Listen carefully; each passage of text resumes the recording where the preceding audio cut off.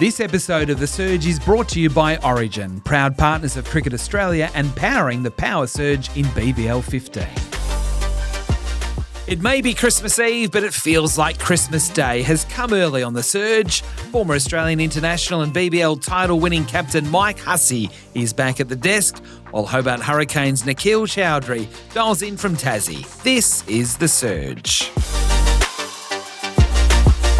Yes, it is a Christmas Eve edition of The Surge. Hello, I'm Adam White, and it does feel like we have got our special Christmas present under the tree because Mike Hussey is our special co-host on The Surge today.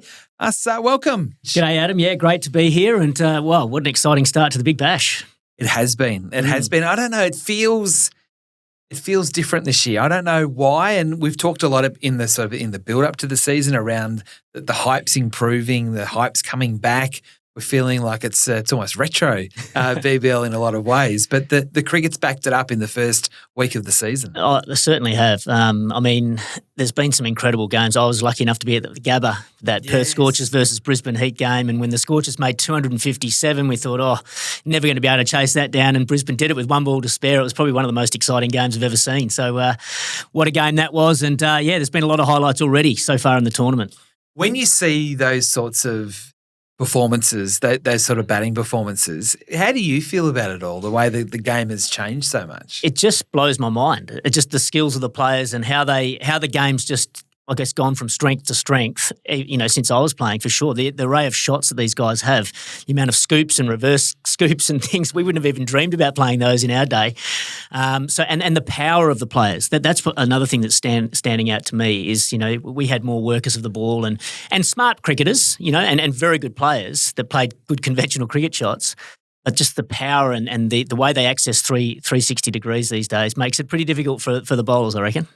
It's a tough question. How much of it is the technology with the bats, the work that the players do in the weights room versus the mental side of things of the freedom that they seem to play with now, the freedom to express themselves, the license to thrill?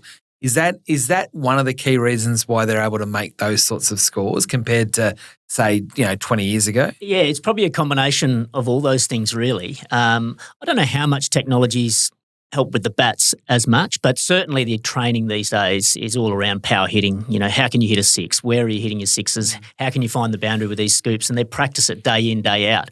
Whereas probably back when I was playing, we were still practicing normal cricket shots and then do a little bit of sort of hitting it towards the back end. It seems like it's the other way around now.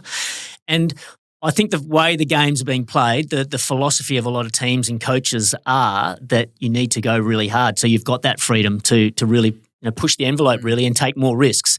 I still think there's room for some smart players in there as well, though. I still think it's not, your team's not necessarily going to be successful if you all just come out and just go hard. You still need to read the situation and read games and know when to go and when to hold. And I think that's one area that maybe could improve next. I feel like we've sort of gone from more of a thinking sort of player that plays conventional cricket shots with a little bit of power to now we've gone to ultra power, not thinking about it as much, and maybe the super player in the future is going to be one that has both. Yeah, and then from a bowling point of view, it kind of feels like to me that the pressure's going back onto the bowlers now. It's kind of like batting's gone to another level. So over to you bowlers, how are you going to be able to combat what the batters are now doing? Yeah, I agree. It's sort of ebbed and flowed throughout the generation of T20 cricket, whereas the batters get off to a fly, but then the bowlers seem to develop some new deliveries or new strategies on how to control the batters, and then the batters go to a new level and the bowlers have to find something else. So I would expect the bowlers to bounce back a little bit as well.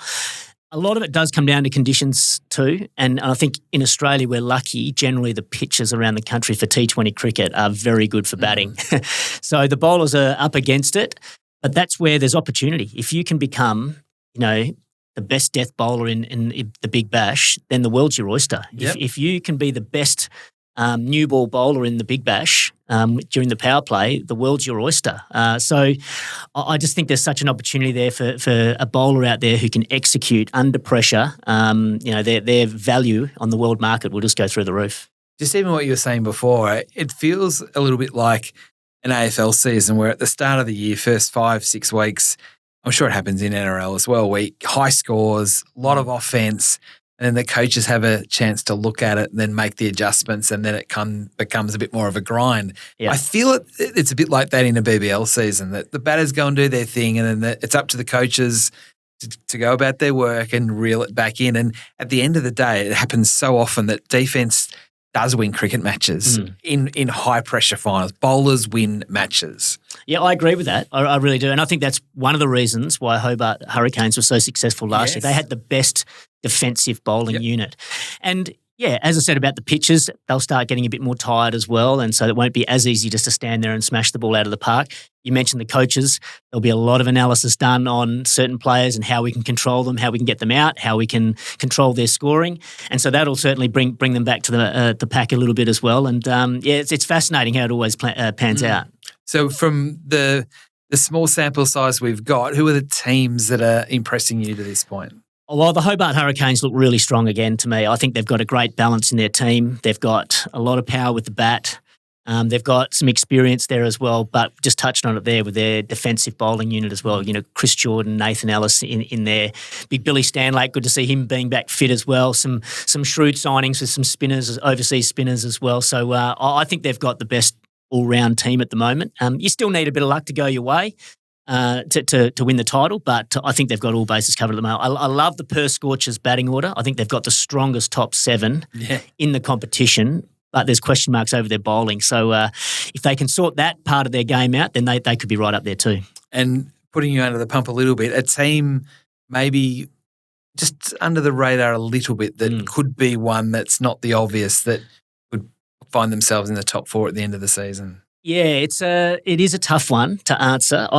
I feel like there's a few. I mean, I'm a little bit biased, but I like the Sydney Thunder. I think they've got a nicely balanced team as well. Started off 0-2, 2 losses, had a good win in their last game against the Brisbane Heat. So hopefully that kickstarts them. But I feel like they've got a lot of weapons in their team, and David Warner can get going as well. Then he's going to be huge there. But, you know, there's a few teams that once they get their Australian Test players back, could be dangerous. You know, you look at the Sydney Sixers, like they're perennial winners. They're always up there, aren't they? And, you know, you get Steve Smith back into that team, maybe Mitchell Starc. Who knows? Maybe Josh Hazlewood as well if he's fit. Then they look a really strong team. Adelaide Strikers as well. They've changed their focus, you know, put a lot of emphasis on their bowling, so their bowling's a lot stronger. Batting looks a little bit thin at the moment. But if you bring Travis Head and Alex Carey into that team, then they look a completely different team as well. Yeah, I'm like you. I think the obvious one is the Hurricanes, and after that, it's really hard to because each team has a deficiency, and whether they can fix it in the time that's available, who knows? So, what about from a playing point of view? Who's stood out for you so far? Oh, there's been a few. I mean, I'm really happy for someone like Jack Wildermuth. You know, he hasn't played for 3 years in the Big Bash, and he's got a lot of ability, a lot of talent. We've seen it for Queensland, sparsely, every now and then. But to have an opportunity to get himself, his body right, get his confidence up a little bit, have an opportunity to bat at the top of the order, and to score that 100 in that amazing run chase, that'll just help his confidence grow immensely.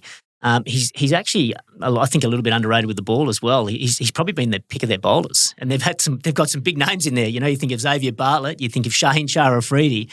I think he's actually looked the most dangerous in some games there. So I'm really happy for him. I know he's been through a bit of a journey to get to where he is now, and he's been good. And Ben McDermott's another one that stands out to me.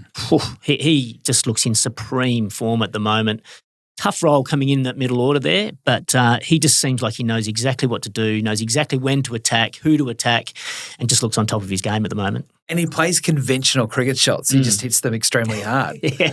There's no boundary big enough for him. He is a brilliant player, and his record has just snuck up on a lot of people. There's the usual suspects that everyone talks about in the Big Bash. Oh, the Glenn Maxwell and the Aaron Finch and whoever else, Chris Lynn, etc. But Ben McDermott's record is just as good as those guys, and challenging them as well. Yeah. So I just want to go back to that Wildermuth discussion a little bit. The importance of a player having a designated role. Felt like with Wildermuth, he was up and down the order, coming in at number 7 and saying, hey, you got 6 balls to bat. Then, of course, he immediately has to try and clear the fence from first ball. But just feels at the top of the order with a particular role, it makes such a difference for someone. doesn't matter whether it's Wildermuth or someone else. Yeah, I agree with that. I think, and you've seen that a little bit with Hobart as well. Mitch Owen, I think last year is another good example where they said to him, mate, your role is to go hard, make the most of the batting power play in that first 4 overs. And just having that clarity of, even if you're doubting yourself a little bit, no, this is what the coach, this is what the captain wants from me, this is what is expected from me. And you just got to go for it. And, if you get a few out of the middle and the confidence grows and away you go.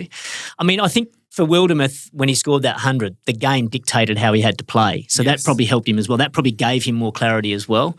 And then I know in that particular game, Munro was out first ball, but having an experienced player at the other end can really help as well. So he's got Munro to open with, which is good, a good head to have there. Renshaw on that, famous night, I'm sure would have helped him through a lot of that situation as well and kept helping him to trust his game. So I totally agree. Clarity is probably the key in this game. We always talk about it. It's a very difficult thing to do, but a very easy thing to say. You talked about Matt Renshaw. He was someone that I wanted to ask you about. Someone, not a Dow, but a top order or opening batsman in red ball cricket. He comes to white ball cricket. He goes up and down the order. But the dynamism that he's found in his game as a product of the BBL, can that actually help his Test cricket into the future? I think so. I just think he's at a beautiful phase of his career where, he burst onto the scene as you say, a red ball opener, took his time, batted long periods of time, didn't have a lot of shots, his armoury, but he had a really good basic game, good foundations, good defence, and you can always grow from that. I find players can really excel if they've got those foundations. It's harder to go the other way. To have, say, raw power but no foundations, it's harder to keep growing your game in that manner because you're going to get found out by certain bowlers. But I feel like Renshaw came onto the scene, good foundations, good defence. Like most players, go through that messy middle period in their career where you're trying to get better, you're getting lots of advice from different areas, you're fighting yourself a little bit, trying to add new things to your game, and some things work, some things don't. And now I think he's at a stage where he knows his game really well. He's developed, different shots along the ways, brought some more power into his game, and he just trusts it a lot more now. And so I feel like he's in a beautiful stage in his career for all forms of the game. He's playing beautifully in the Big Bash, but he played well for Australia in the white ball stuff, and I'm sure if he was given an opportunity in Test matches, in the not too distant future, I'm sure he'd do very well again. Yeah, he's certainly caught the attention through the start of the tournament. And the last one before we get on to some, I guess, so we're going to go back into history, is Jack Edwards and what he can do now, not just with the bat or the ball, just the complete package that is Jack Edwards. He's an exciting player. Oh, he sure is. I mean, I go back to when I was playing at the Thunder. He was someone as a 16, 17-year-old that we identified that we were desperate to get. Right. And the Sixers got in just before us to secure him and his brother at that stage, to be honest. And he didn't have a lot of grade runs behind him, not a lot of grade wickets. I don't think he even bowled much back in those days. But you could see there's something special there. And to the credit to the Sixers, they have invested the time and the effort and been very patient with him, and they're reaping all the rewards now. He's turned into a wonderful cricketer, a bit of a leader around that team. He can bat anywhere in the order. He can bowl at any phase of the game, and he's a gun fielder as well. So you've got all three facets of the game covered with him, and now he's grown into his body, more confidence in himself, understanding his game and the game of T20 a lot more. All that patience and investment from the Sixers is now paying dividends. Yeah, one of the most exciting players in the competition. As we sort of reflect back on BBL, it's now BBL 15. It does seem like a long time ago you were playing in the competition, and so much has changed. What are your overall reflections of the BBL since it started to now? I think it's a fantastic tournament. I think going back when we first started, it was so exciting. There wasn't a lot of games. The quality of the overseas players coming in was top class. The standard I thought was really high. Then I feel like we tried to mess with it a little bit, expand it. Just tried different things, and I feel like again we went through a bit of a messy middle bit, and now I feel like the product's starting to come back to better than when we first started. It's exciting. getting some real high-quality overseas players coming back to the tournament again. I think the standard is just getting better and better every year. The more T20 cricket that we play all around the world, the standard of the players, the power, the scores are going up, like 257, like that. We would have dreamt of that back in the day. So I feel like the product's now getting back to probably being better than ever. It's probably the best it's ever been. It feels like there was a time, I think you've articulated really well about the different phases. Felt like when it first started, it was all about the recently retired test players that kind of gave it currency or gave it validation. Then it was the overseas players. But I kind of feel like now, and we see that with how good our Australian team is going to be in the T20 World Cup early next year, so much of the Big Bash now is actually about our own players and how dynamic they are and how brilliant they are to watch, that it kind of stands on its own 2 feet. The international players are great. We'll get to some of them shortly, but just feels like we're in a real sweet spot with our own homegrown players. Well, and that's the key. If I'm sort of lucky enough to be involved in the IPL for lots of years, that the best teams are the ones that can get the local talent, pool sorted. So if you've got the best local players in your team, and it's the same in all tournaments around the world, then your overseas players can just come in and complement that. And I feel like that's true now. You look at the Hobart Hurricanes, I don't think they've got the biggest name overseas players, but they've got arguably a lot of the best local T20 players going around. And there's no secret why they're, right up there again this year, won their first title last year. If you can just nail those best local players, then I feel like you're 2/3 of the way there. This year we've got our Pakistani friends that have come, and they're the biggest that we can get. And I reckon it's awesome. It's not just Babar Azam, Shaheen Sharafredi, Mohammad Rizwan, Shadab Khan. I mean, the list goes on. How important is that for the BBL that they're here? I mean, unfortunately we don't get the Indian players, but to have the Asian players that are of that calibre, just again that validation piece. Well, yeah, first of all, it's great that they want to come and play in the Big Bash. I think that sort of speaks volumes of the competition. 2, I think it brings so many fans to the games as well. That sort of Pakistani community. You talk about the Indians. We nearly had R. Ashwin here as well, which would have brought, thousands and thousands of Indian fans as well. I think there's still plenty of fans like that coming to the games anyway, but plus just their talent. The players on their day are unbelievable. I think that's the thing that we love and sometimes get frustrated about with the Pakistani players. At their best, they are the best players in the world. But then they can have these really bad days as well. And at their worst, they can be, you're like, what's going on? Like Shaheen Sharafredi is a great example. He's one of the best bowlers to ever play the game, in my view. And then in the one Big Bash game, he gets taken off for bowling too many no balls. And I'm like, what the heck is going on here? This is not Shaheen Sharafredi. Yeah. But that's kind of what, like Pakistan cricket, it's so up and down. It's emotional. It's they're enigmatic players. I love them. It's hard when we're living it. But we think of the likes of Flintoff, Callis, these sorts of players that have come. The West Indians have come. But when we're talking about the Pakistan players I've been speaking about, they're current superstars. They're not players that their prime is past them. They are right in the sweet spot of their international career, and they want to play here. Yeah, totally. And that's so exciting for the competition. We've got some of the biggest, like Babar Azam. He has scored the most runs in T20 cricket ever in the history of, and he's here playing for the Sydney Sixers. He had a bit of a tough start, but he's a proud player and he played beautifully in the last game against the Sydney Thunder. So you just know what you're going to get with these guys. It's going to be a roller coaster, but at their best, they're going to win your games, off their own bat or with the ball, in their hand. Who's your favourite international that you saw or played with? Oh, so going all the way back? Yeah, go all the way back. Go all the way back. Days. Rashid Khan's my favourite by far. Like he was unbelievable. The way he sort of burst onto the scene for the Adelaide Strikers. A lot of credit to the Adelaide Strikers. They almost gave him his chance, really, before anyone else really knew him and how good he could be. And the amount of games he won just for the Adelaide Strikers on his own was just unbelievable. And when he left the Adelaide Strikers, I thought, how are they going to replace him? He's virtually worth two players in himself. So he's probably been my favourite. He's added so much to the competition over the years. What about to play with?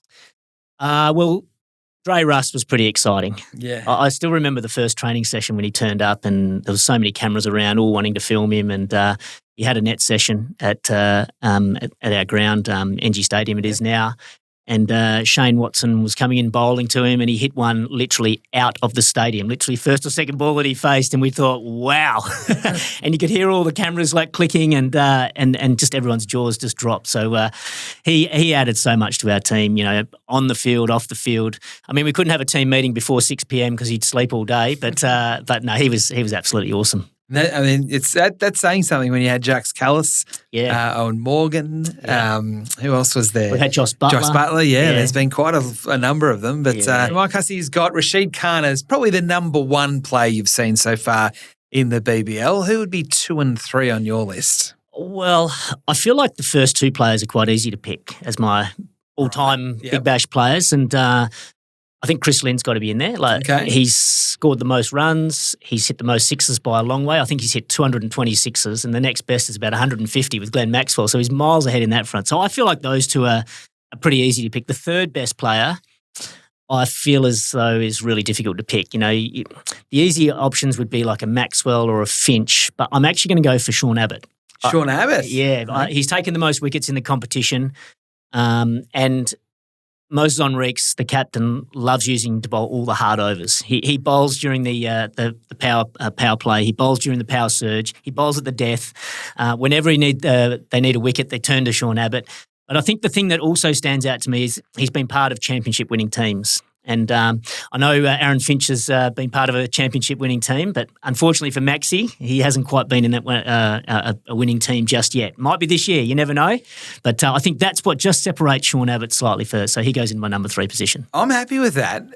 Former teammate of yours, was he? Or were you at the Thunder at the same time he was? Or? No, he'd already gone to the Sixers by that stage. Right. But I must admit, I tried. How long that he's been actually playing? Yeah, that's right. I tried for about 3 years to get him back to the Thunder, but he loved Moses as a captain. Yeah, because I reckon sometimes his batting is underrated as well. There's been many times where the Sixers have been in trouble, and it has been Sean that's been able to get them out of a bind. And it's not necessarily hitting 4s and 6s either. It's just finding a way to get them to a competitive score that they would then bowl to.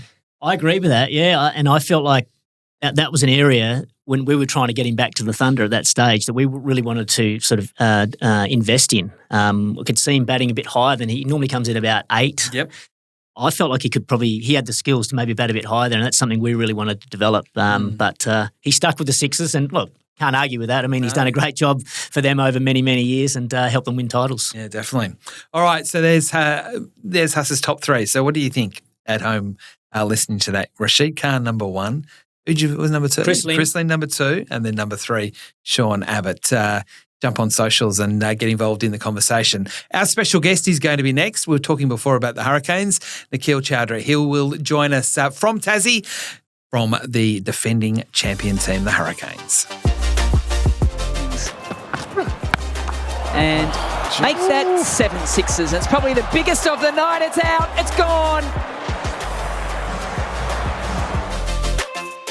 How good was that 6 from Nikhil Chaudhary the other night? It was measured as about, I think it was 104, 105. I think it went at least 130, 140 metres. It went out of the stadium. It was massive. And Nikhil joins us now, part of the championship winning team, the Hobart Hurricanes from last year. Nikhil, thanks for joining us. Thanks, guys. Thank you for having me. How far did you think you hit that 6 the other night? I was thinking 120 metre. Yeah, exactly. At least. Yeah, and then Box came to me. He was like, "Did you throw that?" I was like, "No, that was coming from the middle." Yeah, no, that was good. Good to hit one over the roof. Now, we're a bit disappointed with the view that you've got in the background. You would have thought, as being member of the premiership team, that they would put you where you had some nice view or something like that. What are they doing at the Hobart Hurricanes? Nah, I'm not in the apartments right now because I'm playing the domestic. So I go my own place with one of my teammates, the 7 feet 1 inch guy, Marcus Bean. So yeah, we're staying at this Lindisfarne house at the moment, which has a nice view, obviously. Yeah. Nah, you've done very well for yourself. Before he's got plenty of questions for you. I just wanted to talk to you about the the new season. It's the same team, but there's a few differences. Certainly, your role in the team, you're batting a little bit higher than you did previously. What's the feeling like to get everyone back and firing for this year? Yeah, really excited before the season. We were just talking about how we're going to go this year. Obviously, it's not easy to go back to back with all the teams. So skillful and talented, all the players around the teams. But obviously, the big question was we don't have the opener right now because Lemon left for Renegades, and then they came to me. They were like, you might be opening the innings," and I was like, "I've never opened in my life, like not even at a park or a school game." I was like, "All right, this is new." And then Michi on the other side, being Michi, he's like, "Nikki, it's easy, mate. You're just gonna 2 filters outside. You're just gonna play your shots. That's all right." I was like, "All good. I'll try." The first game went pretty well, which was a big confidence booster for me because obviously opening for the first time wasn't easy. I couldn't sleep night before the game. So I was that excited. And then obviously having all the players back in the group, Timmy David, one of the best to do for the country. And good to have 2 wins out of 3 games now. Going pretty well until now. Nikhil, you're the second Indian-born cricketer to play in the Big Bash. And you've got an amazing story. Can you just take us back to your life in India and how you got into cricket back over there?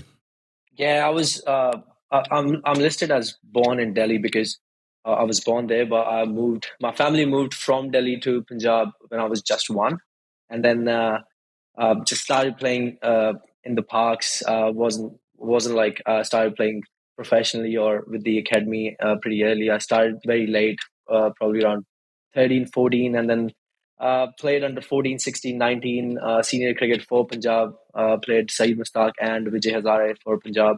And then in 2020, I came here just for holidays to spend my birthday for a couple of months. And then the COVID happened just after 4 days. I landed. Everything was shut. No flights back to India. And then I just started playing for Northern Suburbs in Brisbane, and that was just for 6 months. I got stuck, and then after that, I was talking to Dad, my coach back in India. They were asking me, if you want to come back, what are you going to do? It was a tough position that time because I was already playing professional back in India, and you know how big it is in India to play for your state team. And I just left out there, started playing here 3 years. Did nothing, to be honest, just played club cricket, Mexican restaurant, Australia Post for 3 years, giving out all the Christmas posties and deliveries to people out there, which was fun. It was fun. It was struggling, but it was fun. And then eventually I got the contract in 2023, September. And after that, it's been roller coaster. And I heard a rumour that you loved Brett Lee and you wanted to be a fast bowler as a youngster. Is that story true? And then how did you transition from being a young fast bowler into being a spinner and a guy that can smash it out of the park? Yeah, when I was young, I used to copy his actions all the time in the school corridor, at home, in the morning, wake up, just do Brett Lee action, going into the kitchen. It was, I wanted to be a fast bowler. Literally had the same action, but probably didn't have the same speed, I reckon. I changed it to off spin. Started as an off spin, then played as a batsman probably around under 19. I wasn't a batsman until I was 17, 18. To be honest, I used to bat at 9, 10 and just ball off spins, and then changed so many times. As a professional cricketer, for the first time I played again under Yuvraj Singh and Harbhajan Singh. They were my captain and YC. So I played as a medium fast all-rounder. And then came to Australia, I changed totally to a leg spinner. So now I'm a leg spinner and a batsman who can open. That's called completing the set. So I'm just wondering, so in the kitchen, bowling the Brett Lee action, then is it the chainsaw celebrations as well? Were you sort of perfecting those as when you sort of moved into the lounge room, or? Yeah, I tried it so many times, to be honest. Even in the game, I tried it, and then yeah, carry on so many times after the wicket. Just watching him how he used to do against England, South Africa, like fired up. Well, as I said, I didn't have enough speed to carry on as a fast bowler, so I just become a leg spinner. So you said that Yuvraj Singh and Harbhajan Singh were your captain and vice captain. What did you learn off those two fantastic cricketers? Probably one of the best cricketers ever to play for Australia. Oh, sorry, India for India, and yeah, it was amazing. My first game, I still remember. Baji Baji, he's fearless. He's very furious if you do a little bit of things wrong here and there. And I was at the deep square leg, and I kept in mind that you don't misfield any ball. If you do any misfield, you're gone. You're out of the team. He's gonna say something to you, and then you'll be done for life. So now, but the first two games I played pretty well in that. He literally messaged me on WhatsApp saying "Well played, champion," and after that it was a bit easy going on through the tournament. But yeah, learned so many things how to keep going in the white ball game from Yuvraj Singh. Like learned so many things from him: how to make your inning, um, how to change your gears during the game, off field, what you should do. So yeah, it was a big learning for me. And you talk about those celebrations, the Brett Lee sort of celebrations after a wicket or whatever. I've seen you, when you take a catch, you do is it the kabaddi celebration as well? I've seen Shikhar Dhawan do that as well. Where does that come from? It's a cultural sport in Punjab, kabaddi, and every time you take a point, it's like a rugby without the rugby. It's more of a wrestling thing. So you go into the other team area, you touch one of the players there, and then you come back into your area, and you have 30 seconds to do it. But if you do it, that's your celebration to get the point. So it's a kabaddi tapi, which you call kabaddi tapi. So I just do it after every wicket or catch I take, and it's more because I'm from Punjab. Try to take my culture everywhere. So that's one of the things. We talked before about the fact that you came out from India to come to Australia, and it's obviously working out really well for you. This year we've got the likes of Babar Azam, Shaheen Shah Afridi, Mohammad Rizwan. Do you think there'll be a time where we might see some more of the Indian stars playing the BBL? Ashwin almost got over the line this year if it wasn't for a dodgy knee. Do you see a future where we've got some Indian stars in the BBL? Yeah, for sure. Probably, I don't know. It should have been done till now. To be honest, like you get all the big stars coming to the Big Bash. That's what you want. That's what people want to watch in the Big Bash, being one of the best leagues. I think we miss out on that thing where Indian players can't come and play. I reckon once it starts, when we start doing it, it'll be fabulous. Like even Ashwin was coming. You know how much people were excited about it, and then obviously he was injured. But probably a couple of years or so, I reckon there'll be players coming in, even after getting retired early or something like that. But I would love to have Indian players coming to the Big Bash. And for you this year at the Hurricanes, the theming around going back to back, it was such a monkey off the back to be able to go and win for the first time. It takes the pressure off you guys and puts it squarely on the Stars now as the only team to have not won a title. But coming back, getting the similar group together, what are some of the conversations you've had to get yourselves up and firing again this year? Yeah, it was very important to get the core group together after winning the comp, because sometimes you win the comp and then next year those key players goes to other teams or get traded or something like that. So it was very important to get the core group back, which we had, which our management did amazing work of for getting all the main core group back into the team. And obviously, I reckon winning the comp was all right, but now it's even more pressure of being the best team in the comp, and then you just sort of go into the game winning every game, which is not easy or possible, winning every game, because other teams are so good. And that's what Nell was. We were having a meeting together, Nell, our coaches, and everyone. Nathan Ellis's main thing was, even if we lose, it doesn't mean we are a bad team. You're going to lose some games, you're going to win some games, but it is the most important thing is to play the best out of us, play the best game when we go inside, and that was the thing. Yeah, and I want to ask you about your 3 internationals. We know about Chris Jordan and how good he's been over a couple of years here for the Hobart Hurricanes, but the 2 new faces, Rehan Ahmed and Rishad Hossain, what have they brought to the team?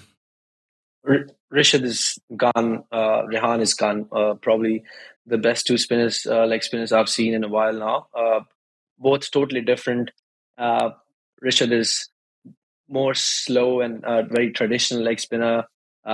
Rehan is very quick in the speed and a skiddy as well. And then you have seen in the last 3 games how good they are going, probably. And we are lucky to have 2 leg spinners in the team who can bowl from 1 to 20 any overs, and then getting all the key wickets. Even in the last game, Renegades, their 5-6 overs just took us back into the game where they were striking at 8 to came back to 6.5, and that was a big movement for us. And I'm really excited for them, both of them, in the future as well. They're going to take so many wickets in the Big Bash. And Ben McDermott, he started the season in great touch. What's he like to bat with in the middle? Is there a lot of conversation going on? Yeah, I saw him probably after 3-4 months now, after the first 1 days, and after going to the other leagues, I think there's a big change in him, like as in skills and in mentality as well. Like his stance has changed, and then he's not going very hard at the start. He's taking his time. That's why he's like consistent now. You can see his 3 games. He's been so consistent, and like when I was batting with him, it's easier on me to go because he strikes the ball so well. And then even if I have 2 dots or like I'm not scoring in 5-6 balls, the next over he just takes 10 or 12 in the over, which makes it easier for me. Mm-hmm. And your own form, you've been in such great touch. I know you've got a great opportunity batting, either opening the batting or number 3 in the last match there. But getting a big score under your belt in Sheffield Shield cricket coming into the tournament, has that helped your confidence level coming into the Big Bash? Oh, yeah, for sure. Before the season, I never thought, not even before the season, I never thought of playing Shield cricket, to be honest, because I was more of a white ball player, and even people, like all the people were like, you can't play red ball. And then eventually I started playing red ball. Within four games now, I've got a 5 and 100, so I can play the red ball now. So, which is good. Having performed well for Tassie, coming into the Big Bash, it really helps you to score more in Big Bash as well. And then, hopefully I keep doing it for the both teams. A big game, Boxing Day. You head west to take on the Scorchers. Being the premiership team, you get to play in the big blockbuster matches. How excited are you about heading over to Perth Stadium? Yeah, very excited, mate. That was my debut was there 3 years ago. There were like 36,000 people. I was never going to play that game. Wadey got back spasm or something, and then just 2 hours before the game, I got to know that I'm going to play the game. Very nervous that time. I'm still nervous. It's a Boxing Day. There's going to be so many Perth fans there. So, well, excited and nervous at the same time. Going to open the inning at Perth, one of the fastest wickets in the country. So it'll be fun. Hopefully we can make it 3 out of 4 now away games, which is very important for us because you know how difficult it is to win the away games in Big Bash, and hopefully we can make 2 out of 3 away games now. So then we have 3 home games, which will be much easier for us. I'm just wondering, at what point do you give Jofra Archer back his gold chains, or are you allowed to keep them while you're playing in the BBL? I think my chains are better than him, to be honest. There's not even a question about it. It's from India. It's very pure. I don't know where he's from. Definitely not from India. And he's too big. His chains are too big. Doesn't look nice, does it? Like it should be.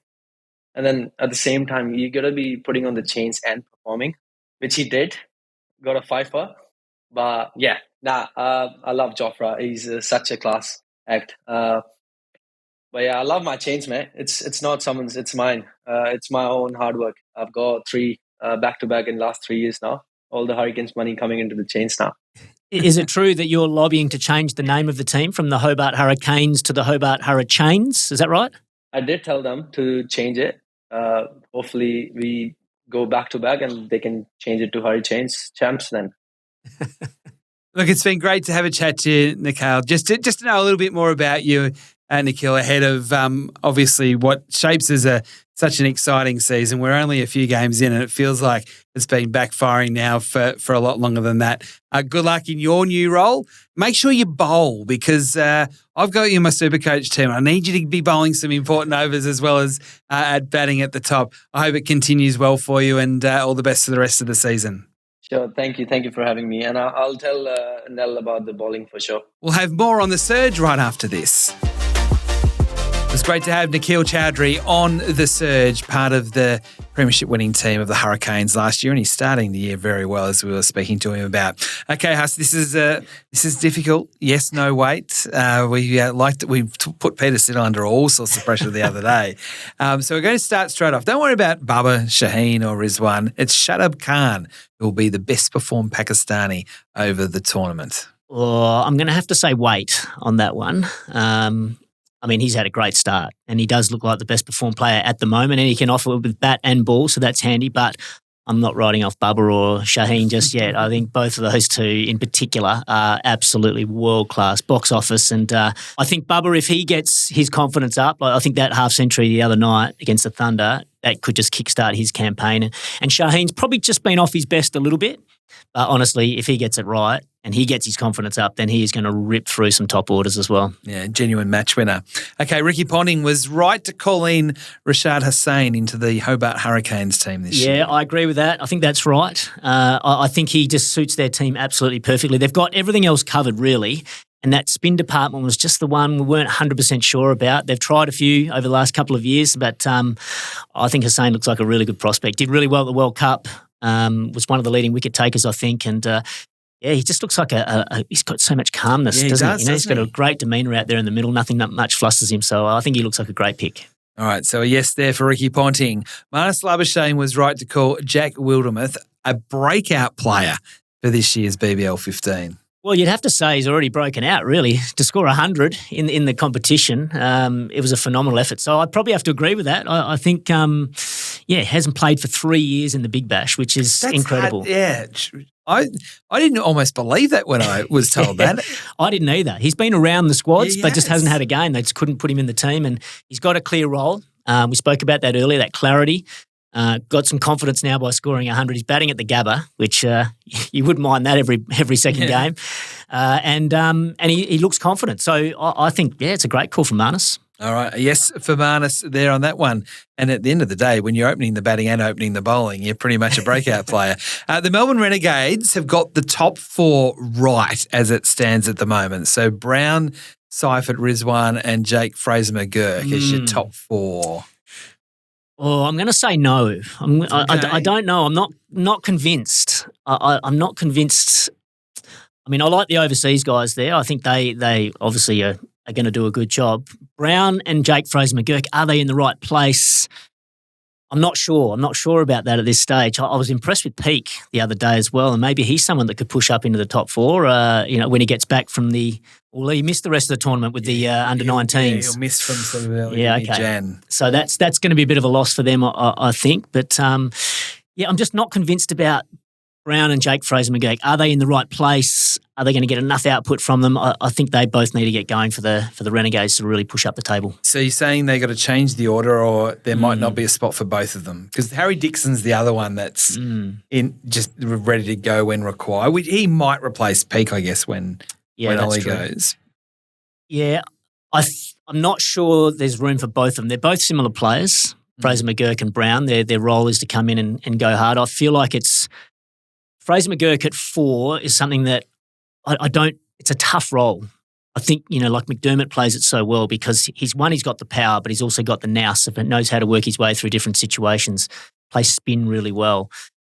I don't know. I wonder if Fraser-McGurk just needs more clarity than that. Get up the top and just go for it, from ball one. But having said that, they tried that last year and it didn't really work. And he came good towards, got one good innings at the end. So I don't know. It just doesn't quite feel right for me at this stage. No, I don't disagree with you. The Perth Scorchers have some serious bowling concerns. I agree with that. I think that's right. Their batting looks unbelievable. They've kind of changed their strategy. They always had the strongest bowling lineup. You had Berendorf, you had AJ Ty, taking wickets all the time. And they could defend low totals. But I feel as though now they've really loaded their batting up and there's a few holes. They'll be hoping to get Jai Richardson back, as the season wears on, and that'll make a massive difference. Although he's now part of the test squad, so he's going to be out for the next few weeks, so that's going to hurt them. They're sort of hoping that some young guys can really stand up. Marley Beardman, obviously someone with great talent, but he's still inexperienced. He hasn't got a lot of cricket under his belt. So to sort of have him as one of your main bowlers is going to be a roller coaster. There's a few other guys. Bryce Jackson's a good young sort of product coming through Western Australia as well, but again hasn't got a lot of experience. So Brodie Couch looks a really good prospect, but again, not a lot of experience. So I think it could be a roller coaster with the ball for the Scorchers. And we've already seen that, to give up 258 runs against the Brisbane Heat at the Gabba shows there's a few holes in there. Yeah, so that's a yes for the Scorchers, but I was just thinking about then, no Richardson, no Morris, no AJ Ty, no Berendorf. Mitch Marsh isn't bowling. Yeah. So that's, and then we can't really count Brad Hogg. That's probably going too far back. But just those five there, fundamentally, that's an attack, and none of them are now bowling for the Scorchers. Yeah, at least at this time in the tournament. So it's a big change. Big changes. But look, they're a quality outfit, and I'm sure they'll come good. Okay, so that's the Perth Scorchers. The final one on yes, no, wait. Having got their first victory of BBL 15 in the Sydney Smash, the Sixers are about to go on a winning streak. I'm going to wait on that one. I'm not 100% convinced about the Sixers. I think it was a really good performance and an important performance for them to, win their game against the Thunder.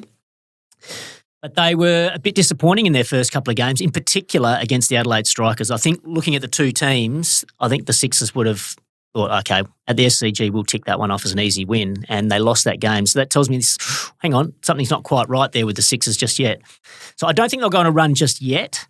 But once the test matches finish and they get back maybe a Steve Smith, maybe a Mitchell Stark, then I think they can go on a run then for sure. All right, we'll call that a wait for the Sydney Sixers. As we wrap up our show for this edition of The Surge, I want to talk to you now. I take my SuperCoach, my BBL SuperCoach, very, very seriously, but I actually think you take it more seriously than I do.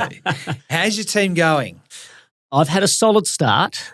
Not outstanding, but solid. And I feel as though the Big Bash SuperCoach, it can be a little bit volatile. You need a bit of luck.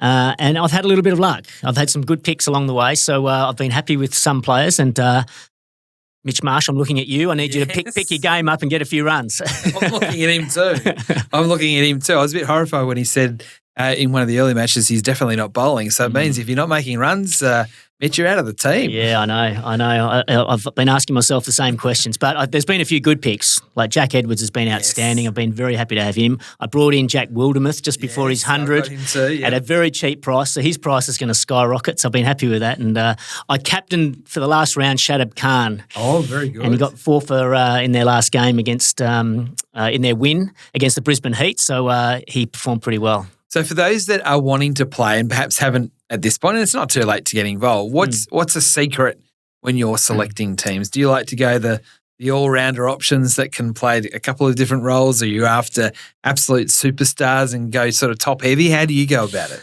I think there's a number of different strategies. I think you've got to look at the fixture a little bit as well, because certain teams will have double games. Yep. And so you've got a double chance of maximising points there.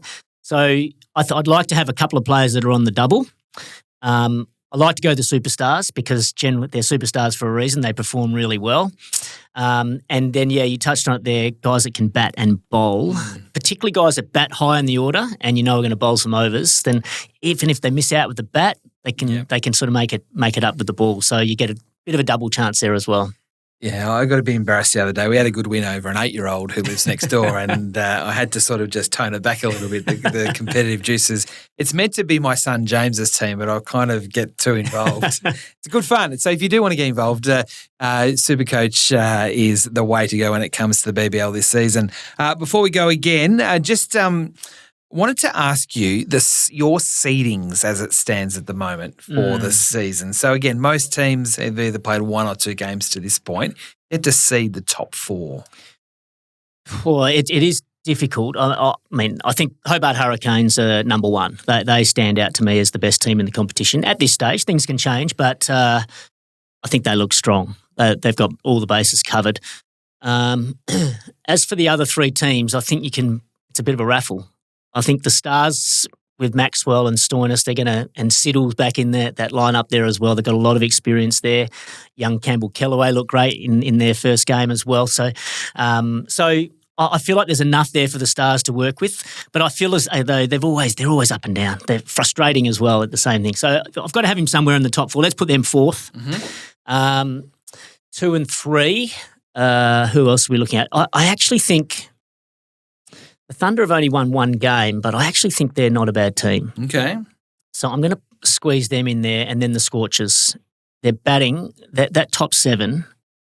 If they're going to be unstoppable. They might make 300 in a game. They could. I thought they were on for 300 in. Well, that's right up at the Gabba. They were on track. They were on track there for a while. The game. Yeah, exactly. But I think with that, the strength in their batting, they're gonna win some games. They've just got to get their bowling sorted out. But I still see them in the top 4. All right. So Hurricanes, Thunder, Scorchers, and Stars. Your top 4 in order? Yeah, I think so. Sixers aren't too far behind. Striker's got a bit of work to do. Who else have we got in there? You can't have all 8. No, I'm just spitballing. Renegades. There's a few holes in there as well. There's holes now. I'm happy with my top 4 at this stage. Okay, Hurricanes, Thunder, Scorchers, and Stars. Now, before we go, have you played the Big Bash grid game? No, I haven't. Now, this could be your kind of thing. If you like I don't know whether we should show you this because it's totally addictive. Okay, I'm up for it, definitely. Especially with all the flying you're doing around the country at the moment with the BBL. We might have to, we'll talk to you about that after the show. And I'm sure a lot of you at home have been enjoying the Big Bash grid. Start today with everything BBL by just downloading the app. That's what you've got to do there. So you've got the news, you've got teams coming through, you've got all the stats. That's what you need when it comes to the BBL this year. And of course, the BKT Big Bash tipping competition as well, $15,000 up for grabs. On behalf of everyone here at The Surge, we wish you a Merry Christmas and 2 big games on Boxing Day to sort of get right into the thick of the action when it comes to BBL 15. Looking forward to all of that, sitting on the couch and doing not much except watching a lot of cricket. Have a great Christmas. We'll catch you again soon on The Surge.